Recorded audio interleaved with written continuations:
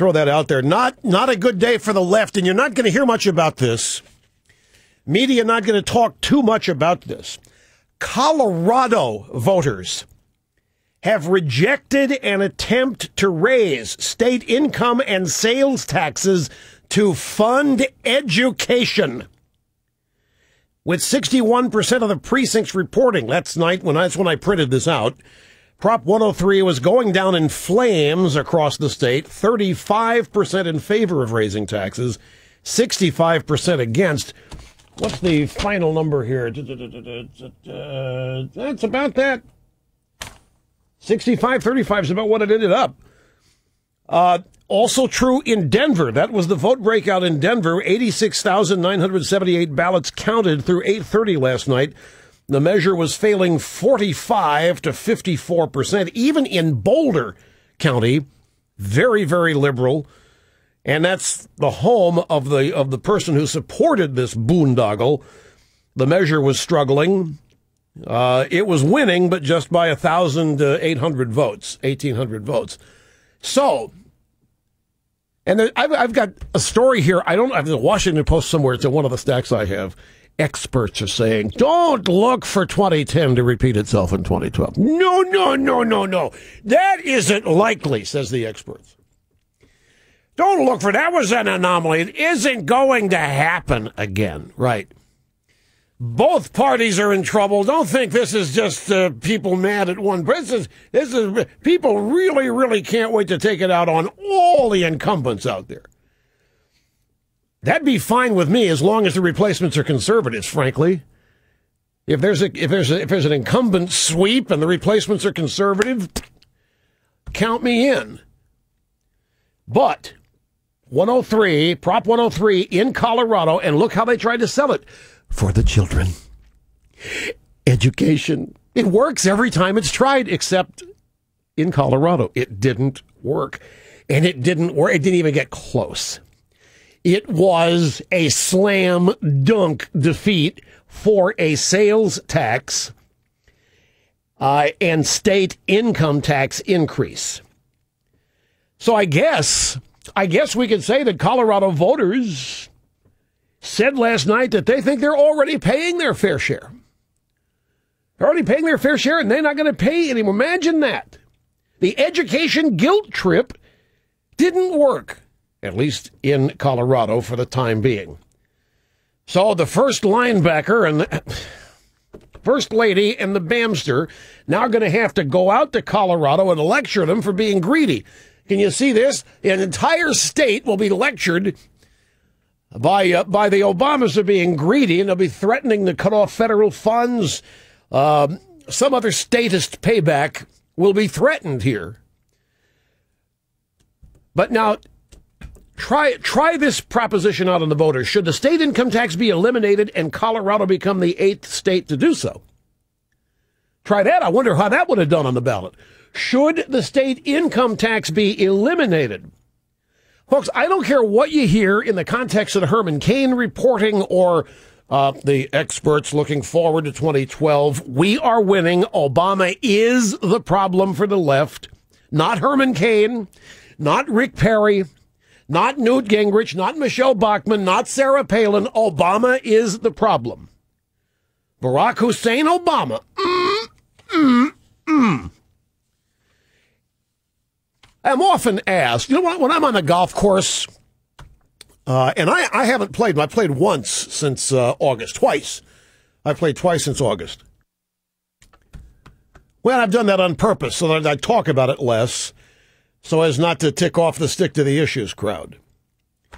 So I've only played twice, and when I do play with a low handicap golfer or a professional, I ask them, does it ever get boring hitting every shot where you intend to hit it?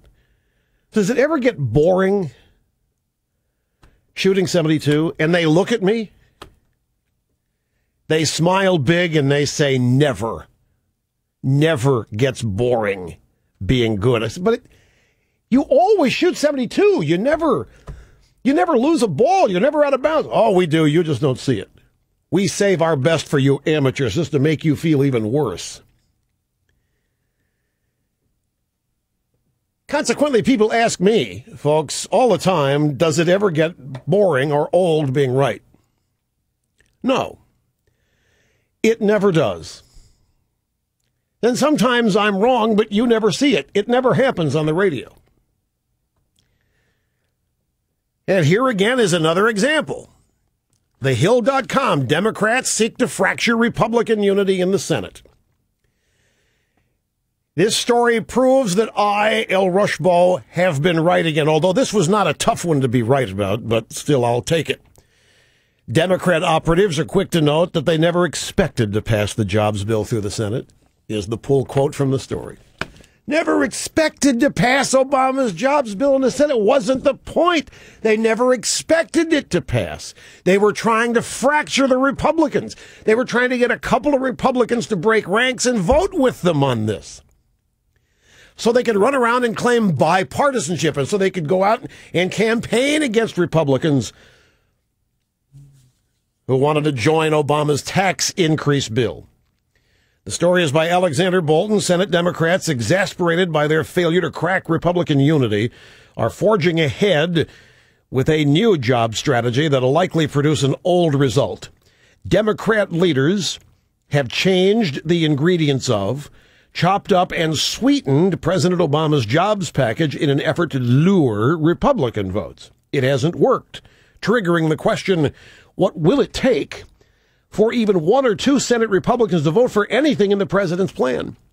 And that was the game all along. Not what's in the plan. What can we do? What trick can we play?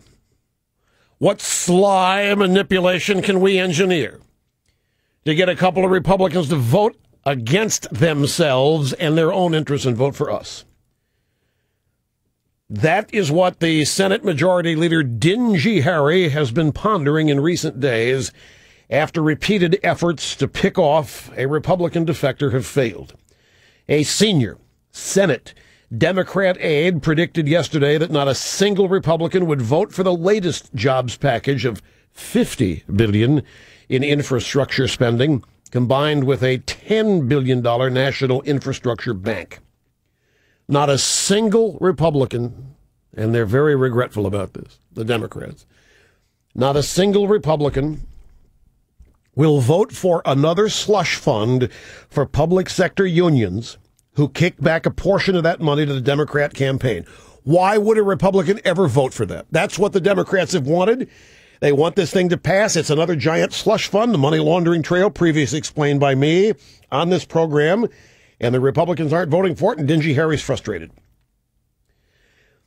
They lost a couple of Democrats, too. They like Ben Nelson from Nebraska, and I forget who the other one was, but they did lose a couple of Democrats. Senate Democrat leaders hope to vote tomorrow on the jobs bill, but they expect the outcome to follow the same lines as the previous two jobs measures that Republicans voted unanimously to block.